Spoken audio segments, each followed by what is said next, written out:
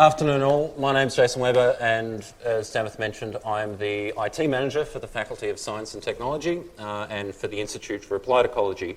I'm here to basically tell a bit of a story, a bit of a show and tell for something a little bit more interesting than your average lecture, I hope.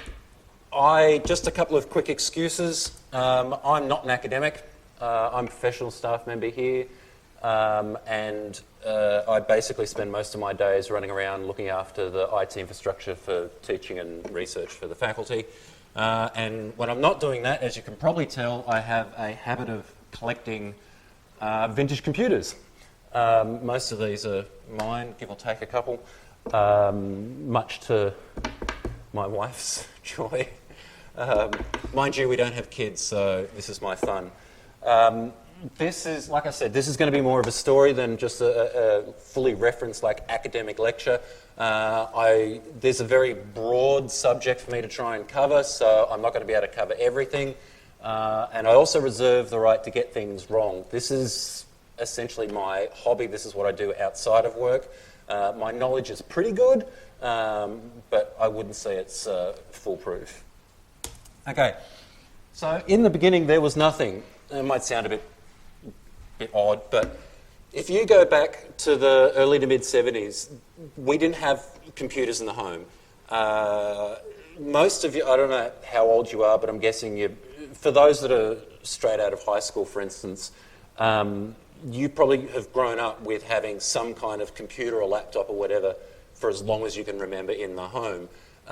Really wasn't the case. In the early 70s, computers universities owned them, banks owned them, big mining companies owned them. They were used for research and big financial things that I don't understand. But they weren't in the homes. The closest thing we had at the time was KIK Computers.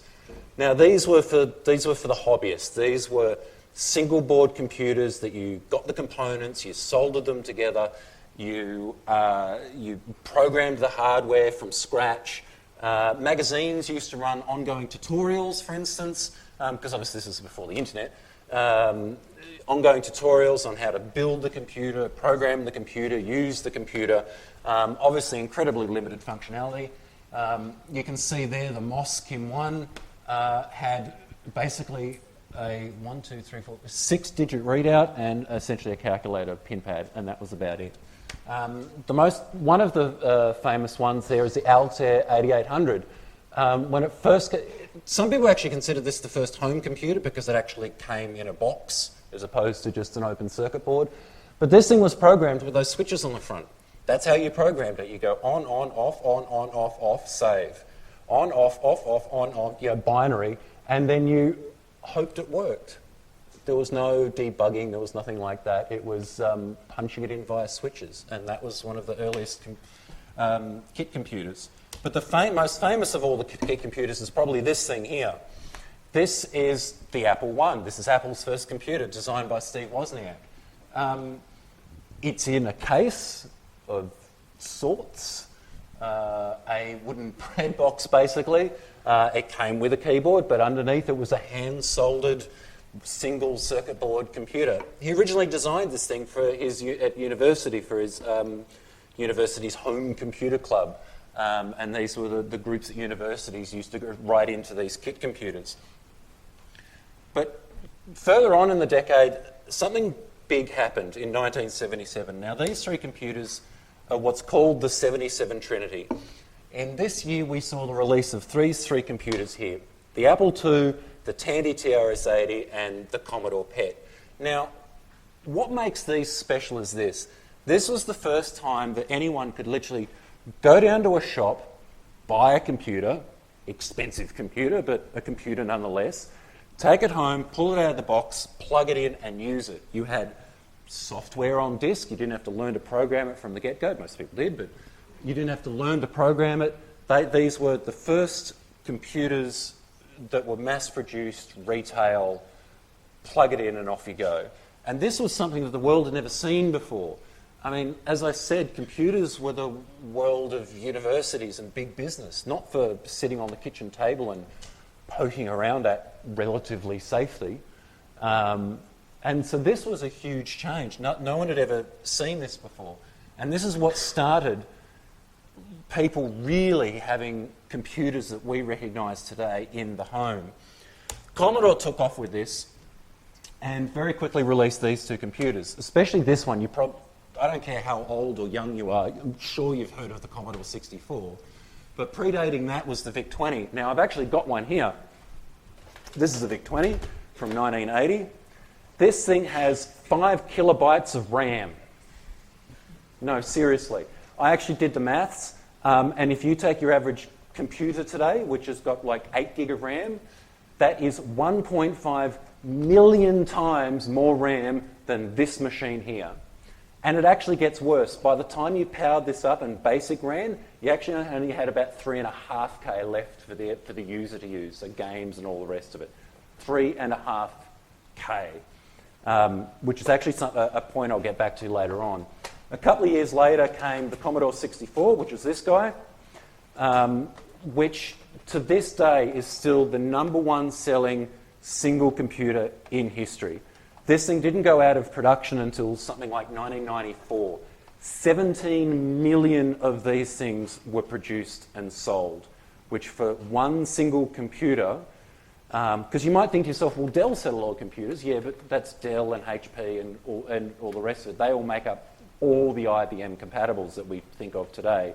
This was one single computer. Now, both these computers, much like computers of their day, had various ways to load programs. Discs, usually 5.25 inch. I didn't bring any with me, sorry. Cartridges, a bit like what game consoles used to use. And cassette tape. And I honestly mean cassette tape. Most of you are probably too young to remember these, but before CDs, we had audio cassettes. They actually used these things for data storage. They were slow, they were unreliable, and they held bugger all data, but they worked, and they were cheap to produce. And you would load up the computer, you would go load, and the computer would say, okay, press play on the tape, and you would press play, and the computer would go, oh yeah, there's a signal, and start loading the program into RAM. And that's the way those things worked. And so Commodore in the home market took off. They went great guns. And so that was all happening, mainly happening in America, but they had obviously great international sales as well. The Brits were actually doing pretty well. You'd be surprised how much pioneering computer work was actually done in Britain. And if we go way back, we're talking guys like Alan Turing with busting the Enigma code with his computational machines that he made. There's two here, and I've actually got one of them, the BBC Micro. It's here somewhere. Now, there's a good story behind the BBC Micro, which is this thing. In the early 80s, the British government decided that what England needed was a computer literacy program. Because you've got to remember, this isn't like today where you see 18-month-year-olds pick up their parents' iPhone and know exactly what to do. This was completely unknown territory for most people.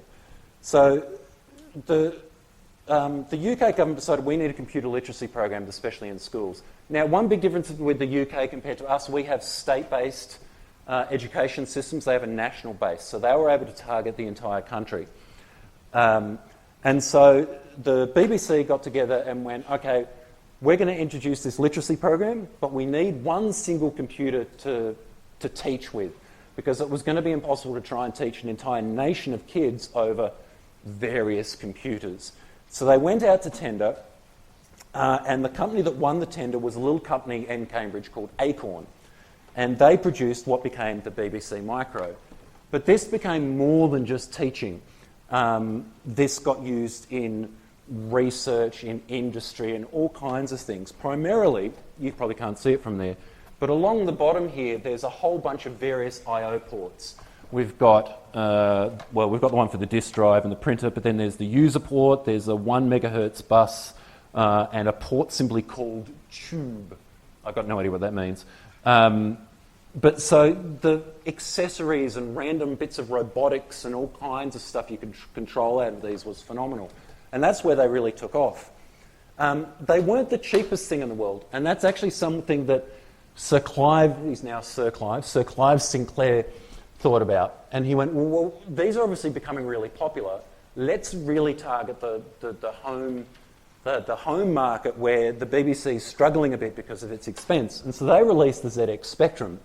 While this was a bit over the £300 mark, which is a lot of money, especially in 1981, these were £99. Unfortunately, I don't have one to show you because the most astounding thing about the ZX Spectrum, that computer there, it's about this big. It's tiny. And that's your entire computer. That's got everything in it. You basically plugged it into a television, plugged in a disk drive or a cassette drive, and that was it. That was the entire computer. But one thing that both these computers really kicked off was this idea of the home coder. Now, there was commercial software available, but one thing people really, really got into was creating their own programs at home. And we're talking young people. We're talking people roughly your age. So you can probably imagine the type of programs that they were designing. They were games, of course. They're hardly going to be sitting at home and trying to come up with the latest spreadsheet program. So some of the biggest names in games, game programming, especially from about the late 90s and onwards, all came out and cut their teeth on these two computers. There's a software company, I believe they're still around, called Rare, who was established by two guys, David Perry and Chris Stamper. But Rare went on to produce games like Killer Instinct, Donkey Kong Country, Perfect Dark, things like that. They started on the ZX Spectrum, sitting at home in their bedroom, hammering away code. And that's one of the big things that the Brits got onto. Now, Australia wasn't completely alone in this. Now, you've got to remember, especially even today to a certain degree, but Australia is a fairly isolated country and we're a fairly small country, so it's not a huge market. But two big computers, especially from the early 80s, in Australia was the Dick Smith System 80 and the Microbase. I'll start with the System 80. The System 80 is this guy here. It was actually it wasn't made in Australia, it was made in Hong Kong, but it was sold and imported and supported by Dick Smith Electronics. Back when Dick Smith Electronics actually existed and actually made electronics instead of trying to be a wannabe JB Hi-Fi and then dying in a ditch. But this is it here. It's a TRS-80 clone, so that one of those first three computers that I mentioned, the TRS-80, it's a TRS-80 clone. It's got a tape drive built into it. And this was actually my first computer. My family's first computer was one of, not this exact one, unfortunately, but I was given this by a friend of mine. And this was our first computer. This was my first experience with computers when I was about 5 or 6 years old, and that's what that one was. Now, the Microbase is a little bit more interesting in the sense that this is actually Australia's only ever home design and mass-produced computer. These were made in Gosford, surprisingly enough, on the New South Wales northern coast. Again, a bit like the BBC, they started off as a KIK computer. One attended with the New South Wales Department of Education, decided to produce an actual computer out of it, and we ended up with a Microbase. There's been various versions over the years with more RAM, so on and so forth. They added colour about 12 months later. But the thing is, 9/10 of these went into schools, and being a typical government department, you can imagine what happened to them when the schools finished with them. They all went in the bin. So there's actually very, very few of these left, and I was lucky to get myself one late last year, and I've only literally yesterday came back from repair because one of the original employees of Microbase from like back in the day restarted the company about 3 or 4 years ago, Microbase Technologies, and he does repairs and upgrades for these, as well as a whole bunch of KIK computer stuff with FPGAs and stuff like this. So this is now a computer from 1982 that takes an SD card. Because who wants to screw around with floppies anymore? Half of them don't work. So that is still Australia's only ever produced computer. Now, these are all what are called 8-bit computers. If you know these days, modern operating systems are either 32-bit and mostly 64-bit, so we go way, way back, we get to 8-bit. These are all 8-bit, so they ran things like MOS 6502 processors, Zilog Z80 processors, things like that. But it didn't take long before developers kind of went, well, 8 bits is good, so I guess 16 bits has got to be better, right? And so we ended up with the Motorola 68000 processor that went into several computers, two of which are the Atari ST and the Commodore Amiga. Now, the Atari ST had one little thing going for it. They decided to put in dual MIDI ports actually standard on the computer. So this thing found a huge home within sound production and in audio recording and mixing and things like that. And that's what Atari's ST's big claim to fame is. The Commodore Amiga, although it went on to be a fairly famous computer, I'm sure, again, depending on how old or young you are, you've at least heard of the Amiga. The original one that released, though, was the 1000, and it didn't sell very well. They tried to aim it at the business market, didn't really work, and it was too expensive for the home market. So within the first 12 months, they actually split it into two computers, the Amiga 500 and the Amiga 2000. Now, the 2000 then went on to become the 3000 and the 4000, and it found a home in video production. Back in the early 80s, or even all the way through to the 90s, if you're ever watching the cricket, for instance, and you have text come across live stream video, that was done by an Amiga, guarantee it. And that's where the top-end Amigas found their home. The Amiga 500, however, ended up being the home computer of the late 80s and early 90s. The graphics that this thing could do compared to anything else on the market was just outstanding for its time, and it went on to become just the king of computer games. The number of games that were available, the library for this thing is just astronomical. No one's actually ever been able to put together an accurate number for the amount of games written for the Amiga 500. And it ran its own special... The big thing it had is it had its own well-developed graphics and sound chips that handled things like that, as opposed to just the 68000. And it really went on to become the king of the home computer. Apple weren't to be left behind, though. They ended up coming along with the Apple Mac. Now, we all know the iMac now, the iMac. So the predecessor to that is the Macintosh. Now, it didn't actually have a great start. The predecessor to it was called the Lisa. The Lisa was an absolutely abysmal failure. It was slow as a wet week and cost $10,000 in the early 80s, okay? It was that or a brand new car. But even then when they went, well, that didn't work, let's try something a bit cheaper, they came out with the Apple Mac, the first one, which is the 128.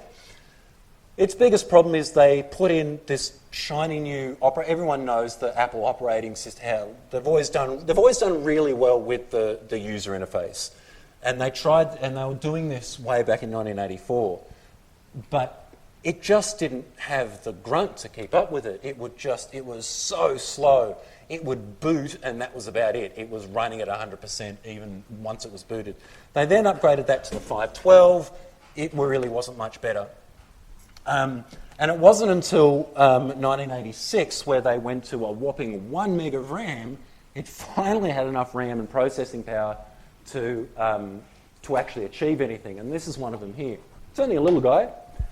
It's got a 9-inch CRT screen, which is tiny, but it was a very high resolution screen. And where the Macs really came into the fore was programs like Mac Write and Mac Paint. Now, Mac Write was good because it was one of the very early, easy-to-use word processors that did this whole... We're all used to it now, but what you see is what you get editor. So you imagine just in a word processor, you highlight a bit of text, you go bold, center a line, up the font a bit. And it was really one of the first successful iterations of that kind of print manipulation. And so that's why the Macs really took a foothold in things like desktop publishing and print media. And it pretty much all started with this guy here. Now, the one company brand that I haven't actually mentioned yet, which is probably kind of a little obvious, is IBM. So what was IBM doing through all this time? Well, in 1981, they released the personal computer, the 5150. The base model of it only had 128K of RAM. No one bought that one. It didn't really dominate the home computer market either. It only had very rudimentary graphics and sound, but it did take a good chunk of slice out of it. But where it did make good inroads was in the business market. Now, there's an old saying, especially in businesses, that no one ever got fired for buying IBM. You could do whatever you want. If you bought IBM, you were fine.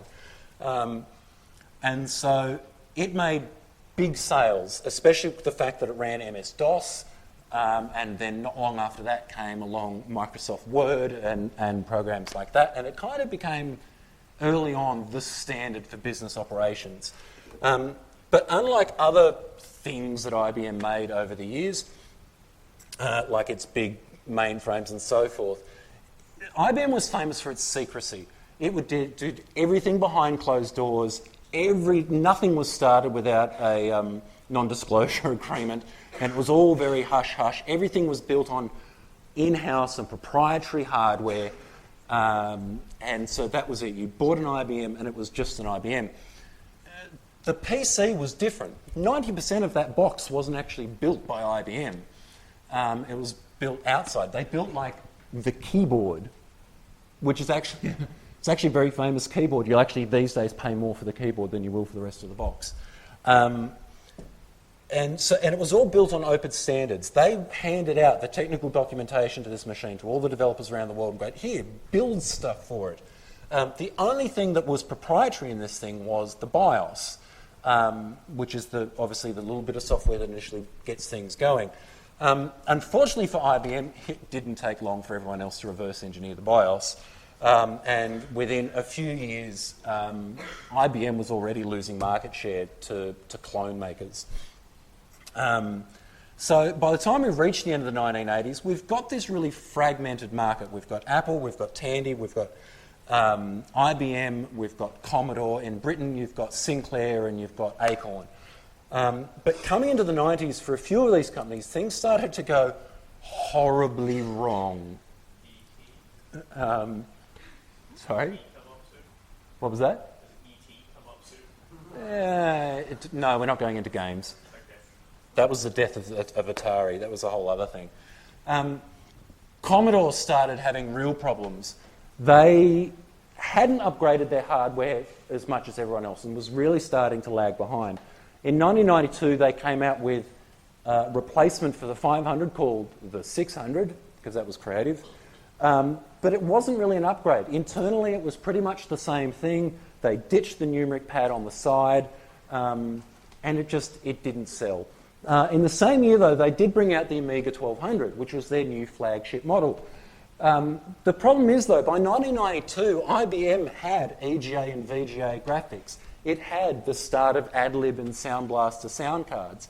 And people were buying them for the home by this stage. And so the 1200, it was too little too late. Had that thing come out 3 years earlier, fine. Commodore may have survived.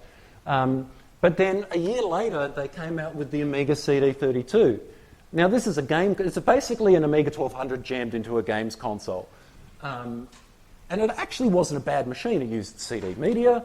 So this is around the same time as like the original PlayStation, things like that. It really wasn't too bad. But the problem is, by this stage, Commodore International was just in horrendous amounts of debt. And honestly, by 1994, Commodore had gone bankrupt, and that was the end of Commodore International. There's actually stories of people finding warehouses and warehouses full of CD32s in Singapore where they were produced, just sitting there years later, because the company went bust and everyone just forgot about them. Apple wasn't going that great either. They'd established a foothold with the original Compact Macs, but by the mid-90s, they were producing rubbish. Honestly, they were producing when Steve Jobs came back to the company in like 1997, for instance, they had 40 different computers on their books. If you were to grab an Apple brochure and open it up, there'd be 40 different computers in there, all pretty much the same-ish spec, all looking pretty much the same. And so potential customers would pick up the brochure and just go, I don't get it. I'm going to go buy a PC. And they just ended up producing these boring beige boxes and not selling them too, because Apple refused to give up their high profit margins, so they were horrendously expensive. So if anyone ever tells you, don't buy an Apple, they're too expensive, this is where that comes from. It's actually not. Today's modern Apples are actually fairly well priced. It's these. This is where Apple got the reputation of selling underpowered, ridiculously expensive computers. But they had one saving. I mentioned Steve Jobs came back to the company in 1997. The first thing he did is he culled like 70% of their catalogue, because he's just like, but all these computers are the same. Why are we selling them? Let's get rid of them. The other thing he started to do was to develop this guy. In 1998, Apple released the original G3 iMac, which is this guy here. This was like nothing else anyone had... Sorry, it's heavy. No one had ever seen a computer like this before. It had a relatively decent processor in it, had more than enough RAM, a decent hard drive, a high-resolution 15-inch screen, but it didn't... Nothing else looked like this. I mean, look at it. It's like translucent blue, and it had a translucent blue matching keyboard. And people just went, that's amazing. It's not a boring beige box. I want one of those. But had this not sold as well as it did, there would be no more Apple. Stories have since come out that Apple was literally within months of bankruptcy when this guy was released. If this had not sold, Apple would have gone belly up.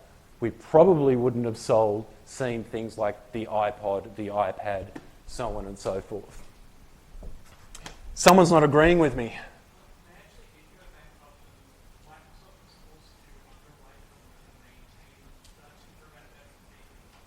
In the lead up to this guy. Yeah, okay. They nearly went bankrupt. They got saved by Microsoft from going bankrupt and then released this. We'll go with that. But the other thing that was happening in the 90s is the IBM compatible clone machines. So I'm talking Dell and HP and Compaq and all those boring companies. They had taken over the business market and the entire, basically, PC market in both the home and business. By this stage, we'd actually reached that point where we kind of are now. I mean, just a quick show of hands, who's got a Windows PC, laptop, whatever? And Mac? Yeah, that's about right. And it wasn't that much different in the late 90s. We'd already reached that point. And all the IBM PCs were being produced by HP and Dell and Compaq before they got merged with Dell. And so that's pretty much where we are now.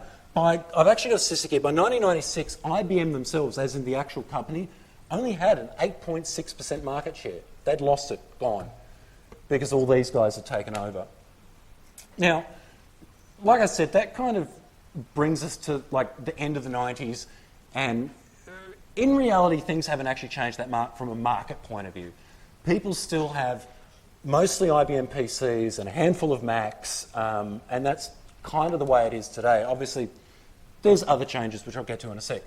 But there's just a few, before I do finish off and stop prattling on and you guys falling asleep, there's a few points I just want to make. The first one is this.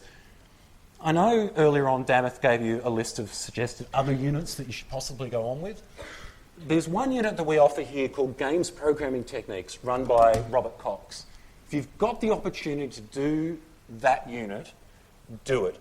I actually, when I did my master's degree, I went into that unit having never programmed a line of code in my life. I'm not a programmer.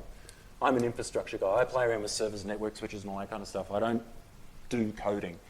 And I walked out of it after a semester in that unit. I walked out with a game that I had honestly made.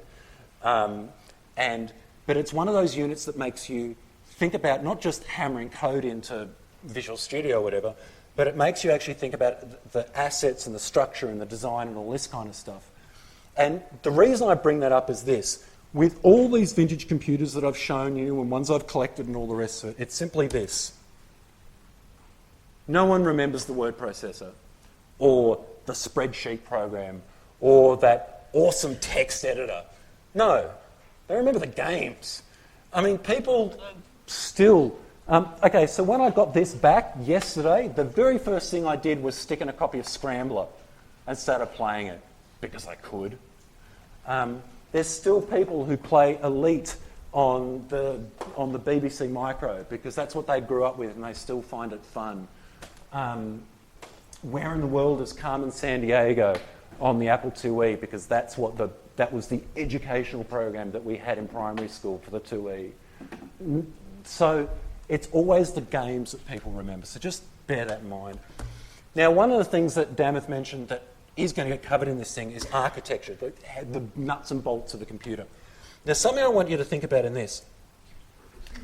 In this Commodore 64 here from 1982, in this computer here, there is a processor, a series of chips that handled I/O and memory addressing, which we would now know as a chipset on a motherboard. It has RAM chips, it has a video chip, and it has a sound chip. If you crack open a modern Dell PC or whatever today, you're going to find, give or take, the exact same thing. They might be on expansion cards and all the rest of it. But that same basic concept of architecture was in this computer in 1982. So just keep that in mind. But there's one kind of architecture that didn't exist when this was around, and that's the idea of system-on-a-chip. System-on-a-chip is essentially taking all those components and sticking on one bit of silicon.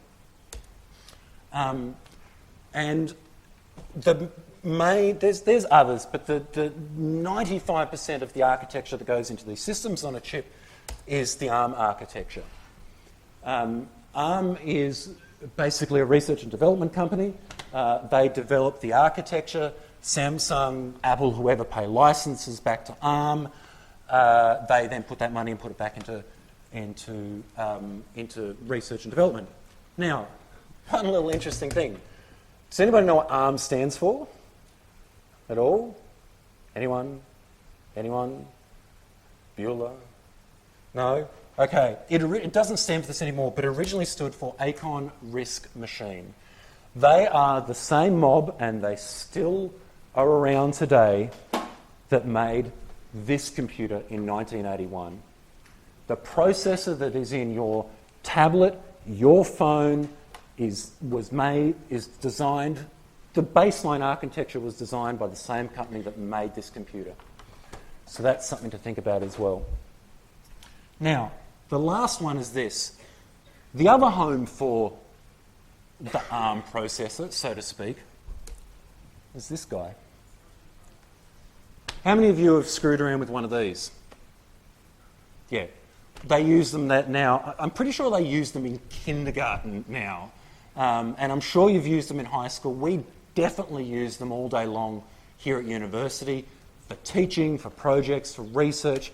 The things that students have come up with over the years for uses for this guy is just still blows my mind. And I've been doing this for a while. And it runs a Broadcom-produced ARM processor at the heart of it. And the thing is this. Remember how I started this talk at the very early 70s, that those single-board KIK computers were the home of the hobbyists and people who just simply wanted to mess around with computers. This guy. Here we are, over the last 5 years, we've come a full, complete circle. And it's an area of computing that was actually lost for 30 years, was that ability to take some kind of computer device and mess around with it. Just call it, for the hobbyists, for experimentation, I call it just general hackery. Just going, I wonder what I can use this for. Oh, I could get it to make myself a milkshake. I don't know. I'm sure you could. There's enough GPIO ports in there to switch a mixer thing on.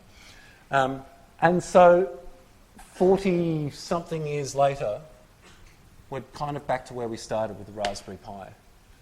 And that's that ability to take a computer, we don't bother with magazines anymore, we've got Google, and just screw around with it. And that's where we've ended up today. Thank you.